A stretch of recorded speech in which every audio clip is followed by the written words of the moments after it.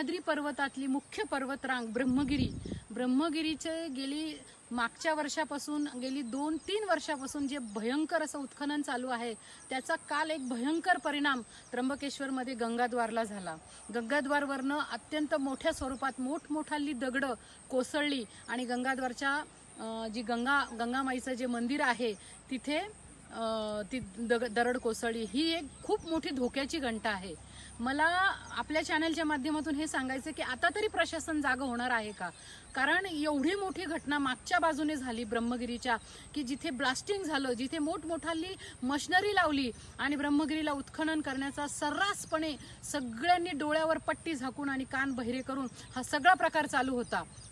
पण आता जी काही कालची घटना घडलेली आहे त्यामधून एक धोका जाणवतो आहे की त्र्यंबकेश्वर हे माळीण होण्याच्या मार्गावर आहे।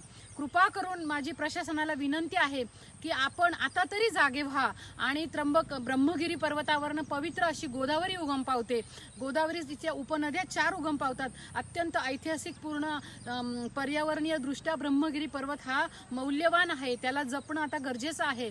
आणि कृपा करून शासनाने आणि प्रशासनाने ब्रह्मगिरीची सीमांकन रेषा आता निश्चित केली पाहिजे। कारण आपल्या मी सांगू इच्छिते की इतका भयंकर प्रकार सोशल मीडियाच्या माध्यमातून आवाज उठवला आहे, पण कोणत्याही अधिकाऱ्यांनी, वरिष्ठ अधिकाऱ्यांनी ना इकडे व्हिजिट केली, ना कोणत्या मंत्र्यांनी व्हिजिट केली, ना खासदारांनी व्हिजिट केली।